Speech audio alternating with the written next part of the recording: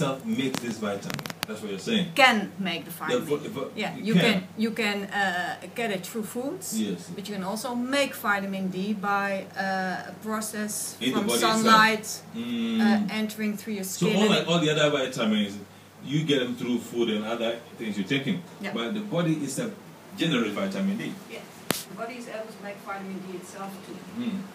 So, but what is it so important to talk about? Why has so much focus? All vitamins are important. All vitamins have a special function in your body. There's different vitamins. The most common one is probably vitamin C that you take when you are flu. You have the flu and you think, oh, I need to drink some orange juice. I need to get my level of vitamin C above. But vitamin D on itself is important, especially for your bone structure and the upbuild of your teeth and the upbuild of your muscles. Those are the three most important parts of your body that are influenced by vitamin D. So the bones, the teeth, and what, the muscles? And the muscles, yeah. So the skeleton. Skeleton. Yeah. Very important. And there are a lot of associations with vitamin D and other problems in your body, diseases, but none of them have really been proven. There's a difference between finding associations that you see. Oh, hey, we've seen that these people, for instance, breast cancer, there's an association with breast cancer and low vitamin D, but there have never been big trials to compare groups with low vitamin D and high vitamin D, and then really look at them and see the differences in breast cancer. So it's only associations, not yet proven. Okay. Now, so the one question we'd like to answer is why do migrants, or why have migrants, been diagnosed with low vitamin D? Yeah. It's become an issue. Why is that? Well, vitamin D is because you make it part of yourself and the rest of it you need to get through food. Yes. You can get a deficiency if you don't eat enough if you don't eat enough foods with vitamin D. Yes. Or you don't make it yourself, then you get a deficiency. Well, the reasons why migraines often have low vitamin D is because they don't eat enough food which has vitamin D. And another important, that's something you can regulate, and you could advise people to eat food that contains more vitamin D. But another thing is that vitamin D, the way your body makes it is through your skin. The sunlight comes upon your skin, your own skin is able to make vitamin D. But the darker the skin is, the more difficult it is for the skin to make it. And that's why migrants, non-Western migrants or migrants from Turkey or Morocco, every migrant that has a bit of more color in its skin than his Swedish brother will have more difficulty making vitamin D. And especially, we don't have that many. And another thing which inhibits the skin to make vitamin D is when you get older. So also older people, also people with a white skin. Once you get over 70, it becomes more difficult. So imagine they still have the same color. So but the skin gets less vital and is less able to make vitamin D. So imagine that if you're a migrant and you have a pigmented skin, you have a darker skin, and you're older. But there's never been research done because there's not that many 70 plus migrants yet enough to do that kind of research. Okay. Wow, this is interesting. Well, if you're listening to this program and you want to give us a call, react on the information, Dr. Judy is here. She will be more than happy to answer you. Give us a call on 0207371619. Dr. Judy is here. We're dealing with vitamin D. In case you're having some issues with your bone feeling weak, muscle problems and teeth problems, there could be a vitamin D, issue here. So give us a call and we'll be glad to answer you. Okay, so what can be the consequences of living with a low vitamin D level? Well, these consequences if you are a young person from a baby, growing up and getting not enough vitamin D, yeah. that will have consequences for how your bones are formatted. Well, that's something which is called in English rickets, which is not seen anymore. I have never seen a child with rickets, only in the books. So that really is not the case anymore in Holland, and I don't think it's the case in non-Western countries either anymore that much.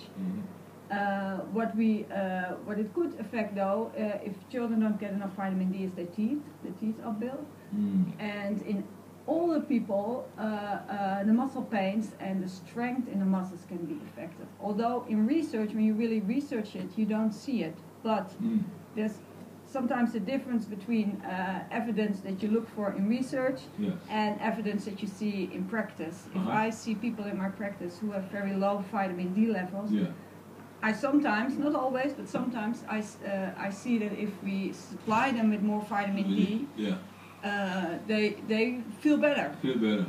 But if you look at large groups and you look at people, you have a group of people who have low vitamin D level, a deficiency in vitamin D, you don't always see that the muscle strength or muscle pains are really existing in that group. But from practice-based evidence, as we call it, we see that some people really feel better when you give them supplements. you give them supplements. So can and another issue is that these kind of complaints, that is as muscle pains, it comes very gradually. So a lot of people might just be used to it. You know, they feel the waist pain that a lot of migrants call it, especially Western, they call after waist pains. They say. It could be, and you. But sometimes you might not even know it because you get used to it. It's not muscle pain is not such a thing that you really seek a doctor's help for quickly. It's something you gradually get, and you might even get used to and think it's normal. Wow. The question I was going to ask you is that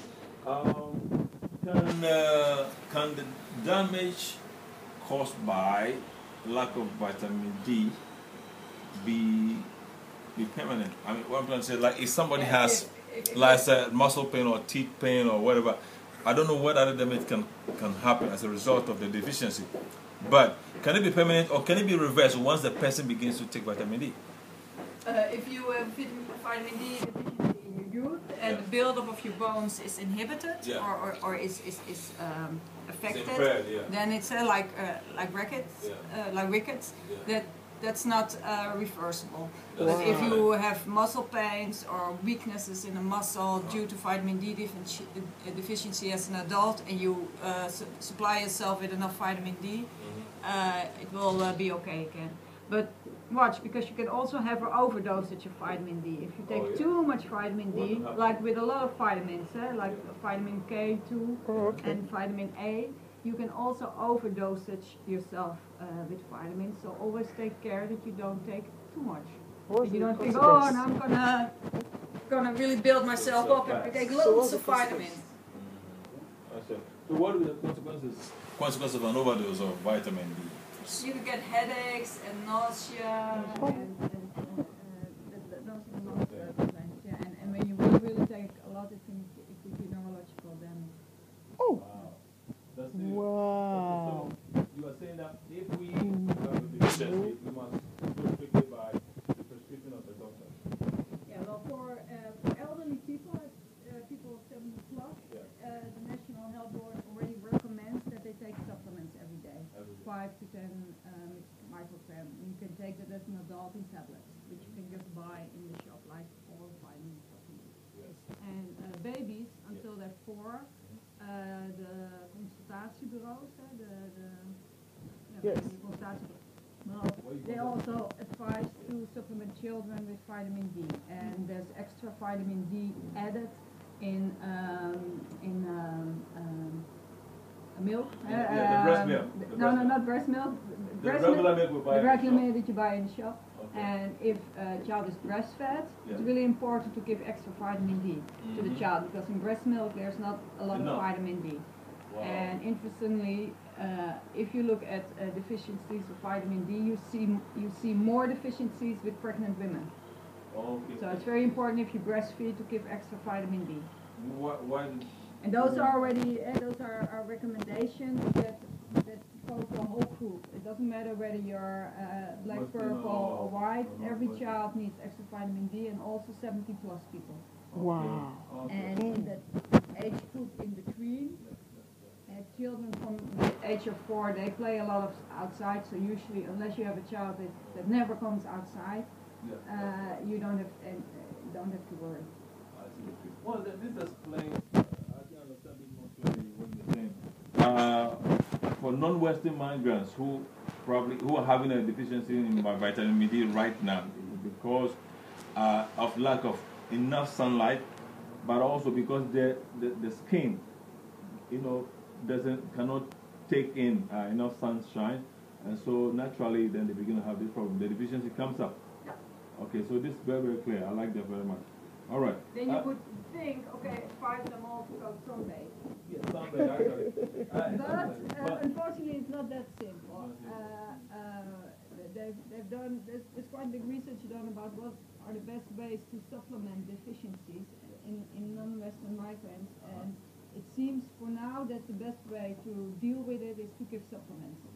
Still advise to be outside, yes, and let your because that's of course the big difference. If you live in Africa or you live in India, there's more sunshine, and you usually clothe a little bit less, and so your skin is more exposed to the sun.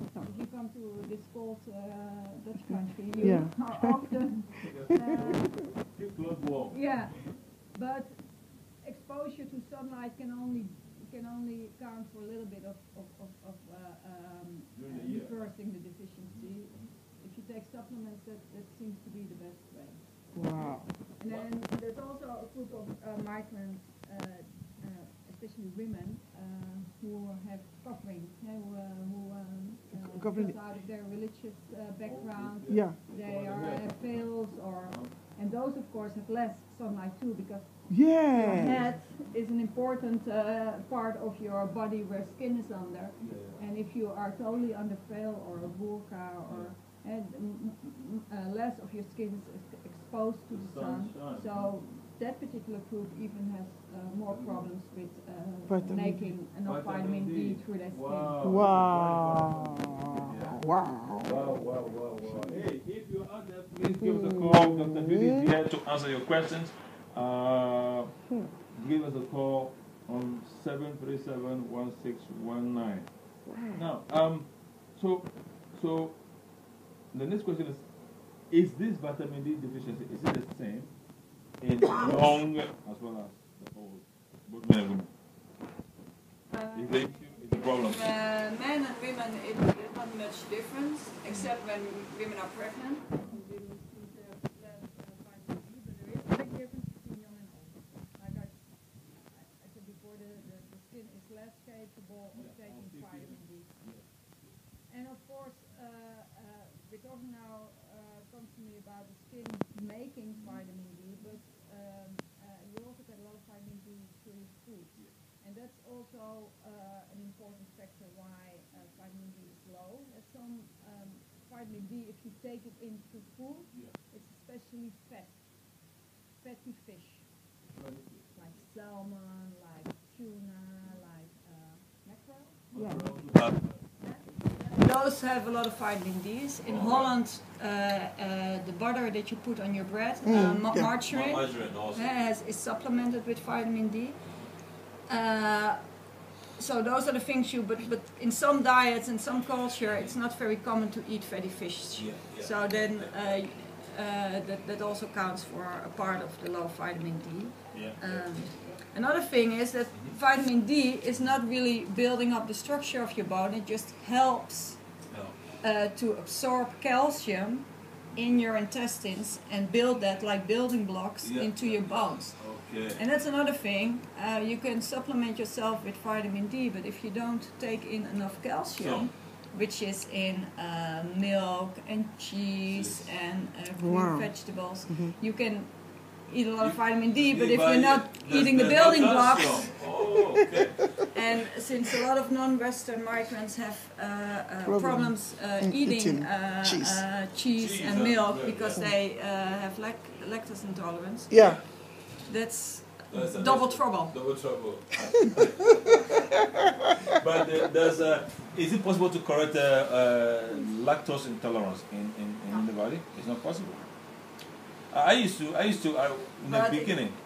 It's some people get used to it. Yeah, in the beginning. If you live a long time in northern countries, yes. I personally, when I first came here, in the beginning, when I drank milk, I would go to the the waste for a long time. Yeah. It was terrible, so I had to stop. But now it doesn't happen right now. Yes. If I take it, it's no problem. So it can change. People can become tolerant to well, lactose. if you have different types of lactose intolerance. You have lactose intolerance also is a problem in Western people. Oh, really? But if you have the real lactose intolerance, you will never get tolerant to lactose. But the sort that people have from non-Western countries is just because it's the way your body accommodates to the country you're originally in. And if you are in a very hot country, milk is something that doesn't last long. So people stop drinking milk after they breastfed. And then the lactase that you need to digest milky products just disappears. But once you expose your body again and again and again, like you did, then the body readjusts. We adjust again. Okay. A final question: in your practice, how often have you have you met patients who have vitamin D deficiency? Yeah, it's also something that you need to be aware of. I mean, if you look for it, you will find it more. Because it's not something people come for. People don't say, gosh, I think I have a vitamin D deficiency, doctor. So you have to think of it. When you start thinking of it, you will come across it a lot, and that's also still a question to remain, because we at the boundaries. No, that's not the normaalwaarde, the reference for what is a good vitamin D concentration. We don't really know whether that counts through every race for the same, because if we look at non-Western non-Western people in their country of birth, you also see that some have very low vitamin D levels there, without the complaints of muscle pain. Really? So it might be that in future we need to adjust which reference we use. Maybe we use too strict a reference. Okay. Or maybe not too strict, we don't know. Well, this has been very insightful, impactful, and I want to thank you so very much for coming so early this morning. Dr. Judy, we really appreciate you. I hope you come back some other time with some more great information. Okay, bye-bye. Listeners, thank you very much. Hope you enjoyed this segment, and we appreciate your company as well. Now, stay tuned. We'll be having